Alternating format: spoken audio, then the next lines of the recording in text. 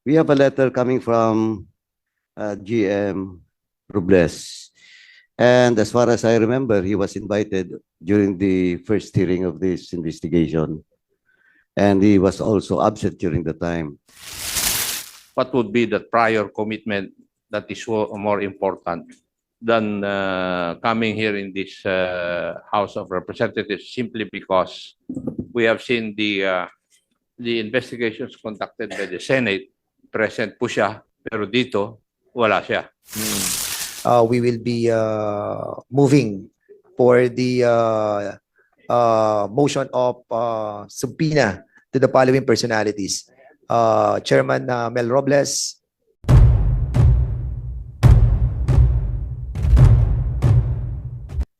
Comsec, can you kindly tell us kung sino yung mga invited na hindi nakarating? Can you give me the documents? So we have invited the PCSO and we have received several letters telling us that they cannot appear on this hearing. And unfortunately, this is a very important meeting that we have to discuss, and the head of the agency must be present. So I hope Congressman Paduano. Thank you, Chair. Anyway, if you want to say something, mga members who are here, sige. Anyway, thank you. Thank you very much, Chairman Dan. Good morning to everyone, especially to the resource speakers and to the members of this honorable committee. Mr. Chairman, we have a letter coming from GM Robles. And as far as I remember, he was invited during the first hearing of this investigation. And he was also absent during the time. And the excuse made through this letter is that GM Robles has prior commitments, which was not stated. And in his letter, on behalf of GM Robles, for the information of the members of this committee, Ms. Remilisa Gabuyo, the Assistant General Manager for Branch Operation, is she present? Ma'am, what is the prior commitment of the good GM Robles? Mrs. Gabuyo, you are recognized. Go ahead. Good morning po, Honors. I am not aware of the previous commitments of the GM po. So you're not aware?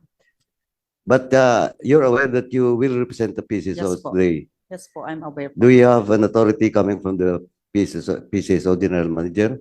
Yes po. Sorry? Yes po. In written or No po, verbal? based po dun sa letter po ni GM Robles po sa Honorable Congress. To this committee po. So you have an authority coming from him Opo. to answer all the query that will be raised by members of this committee? Yes, yes po. Okay. Anyway, Chairman, it's up to the chair and the members of this committee if it is valid. But for me, Mr. Chair, my personal opinion with regards to this letter of GM Robles, he never cited his prior commitments. Well, in fact, Ms. Gabuyo has also no knowledge with regards to the prior commitments of GM Robles. So it's up to the committee what will be the judgment of this committee. Now, before we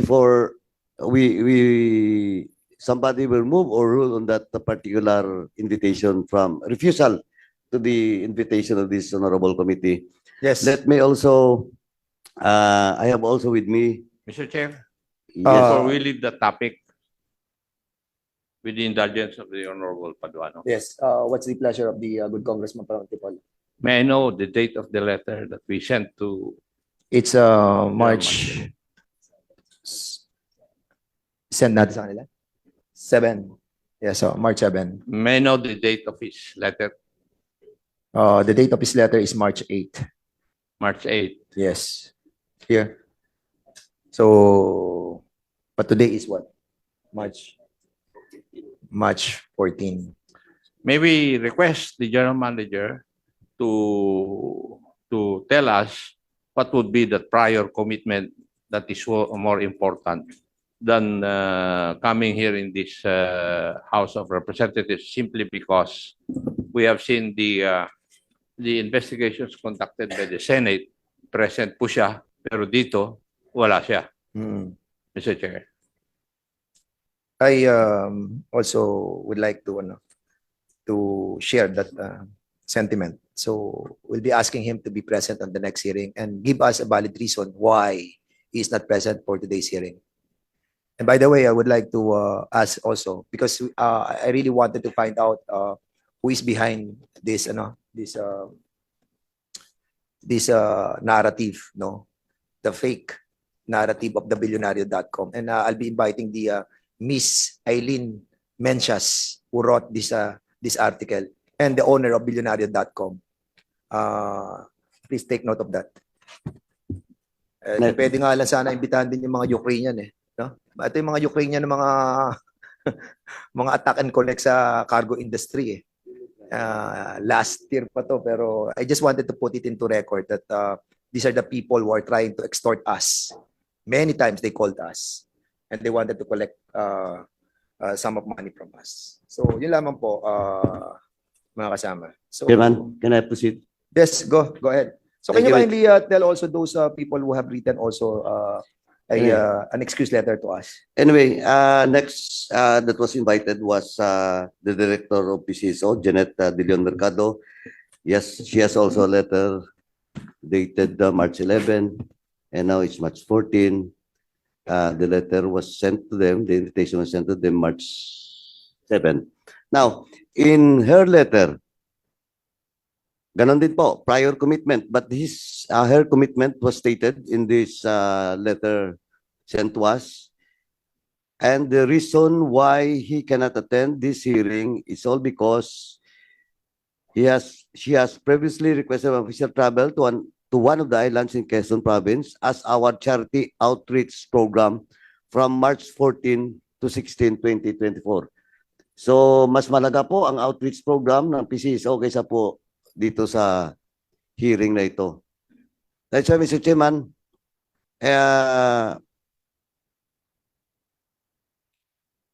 since I think the reason is being stated in this letter will not satisfy question of the prior commitment and the value of this legislative inquiry. Mr. Chairman, I move to issue a subpoena for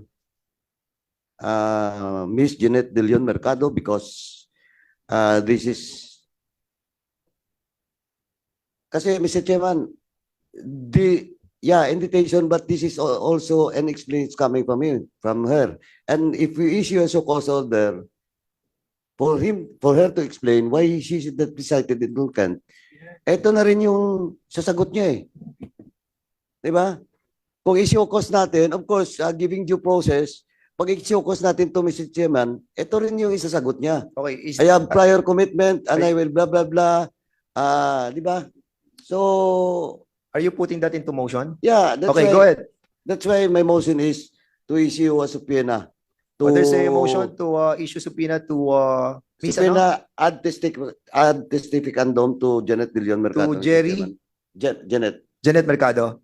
Second motion. Any second motion? Second the motion. There's a second motion. Any objection? Hearing none, the said motion is now approved. The last letter, Mr. Chairman, that was invited is Director Jennifer Yongson Guevara. Again, prior commitment then, but she never cited his reason why she is not present in today's hearing. That's why with this, Mr. Chairman, I move to issue a show cause order for Director Jennifer Yongson Guevara. So There's a motion to issue a show cause orders to Miss Jennifer Guevara. Mr. Any Chair. second?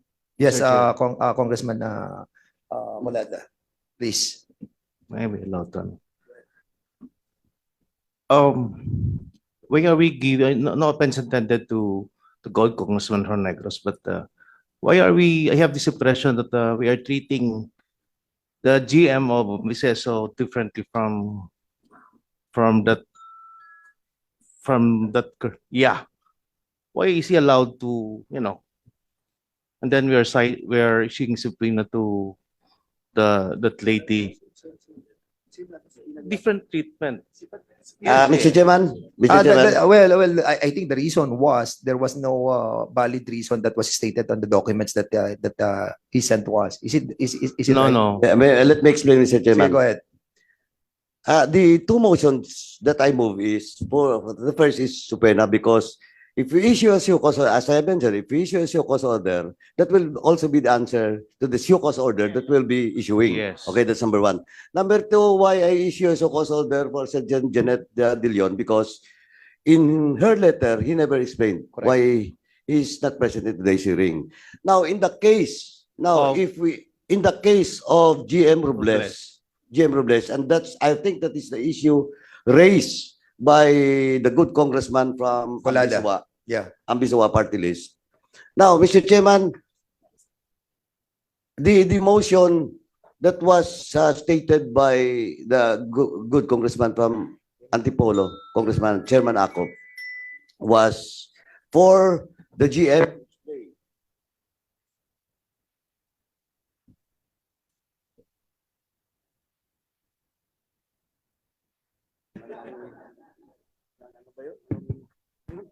Sabotayan ng .com. Anyway, Mr. Chairman, I think the motion that was made by Chairman Ako was still, though he moved for the GM to explain on the next hearing.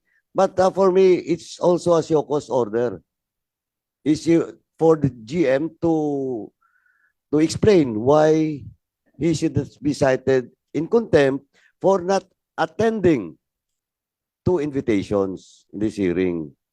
Now, unless the good congressman from Ambisua will have another motion or amendment to the motion that was raised by Congressman Akop, I think the chair of this committee will be open enough to entertain and to study that particular motion that will be raised by the good congressman. Is it from a Ambisua. manifestation Thank you, Mr. or you Chairman. wanted to amend the Yeah. The I motion defer to that the was, judgment of the chairman of this committee. Okay, all right. So we will maintaining the Mr. motion Chair. by Congressman Akop. But before we Uh, proceed, the chair would like to recognize Congressman Akop. It was my motion which was acted upon. Insofar as GM Robles is concerned, the point of the Honorable Colada is what is sauce for the gander should be sauce for the goose. So, may I move that we abandon my motion and then move that GM Mel Robles should also be subpoenaed. So- So move, Mr. Chair. Yeah, all right. So Mr. there's Chair, a Mr. Chair, before we act on that, yes, okay, why go don't ahead, we Congressman Flores. apply it to all of those who sent an excuse letter para sabay na lahat?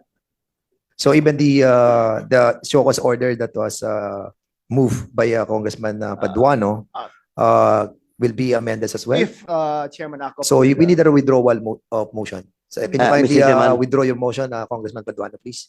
Mr. Chairman, I yield to the All right. to the So there's manifestation a of Vice yielding Chairperson. of that motion, and we will be moving for the motion of subpoena to the following personalities: Chairman Mel Robles, Director what's that? Guevara, and Director Janet Mercado. And Lastly, Chairman, though the motions have been we are in the process of acting on the motion. So motion on the three. can you Kasi Mr. This is a different case, no? sige, go ahead. Board of Director, Judge FedEx Reyes retired, was also invited, but ang wala lang dito, Mr. Chairman, is the medical certificate. But he stated in his excuse letter that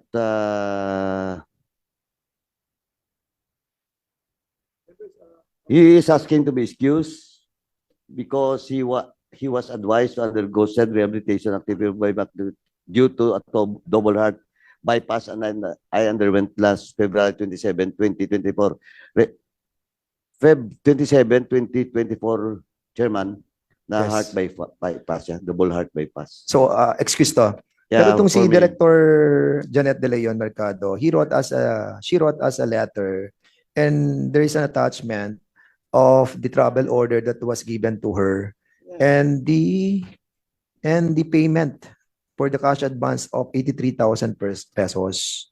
So they paid already for the well, it's up to the members if we're going to issue a subpoena as well, but there's a hindi, may bayad na yan, nagbayad na siya. Mr. Chairman, with regards to Director Janet De Leon Mercado, ang excuse niya is because of the charity outreach program from March 14 to 16.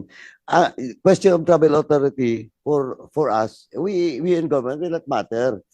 Yeah, ang reasoning niya is charity outreach program, and I think charity outreach program can be supervised by even regional offices of PCSO or lower rank officials of PCSO. Yeah, I understand your That's why, Mr. Chairman, yes. that's why I move to issue a subpoena, no? Because sabi ko na nga, nandun na yung explanation niya. That's why should we issue a so cause? But of course, with the manifestation of Kong Kulada, I yield to the opinion of Vice Chairman Flores. Okay, Mr. Chairman. so we'll be proceeding with the acting on the motion of Congressman Acop. There's a motion for the issuing of subpoena to the following personalities. Is there any second motion? There's a second motion. Is there any objection? Hearing none, the said motion is now approved.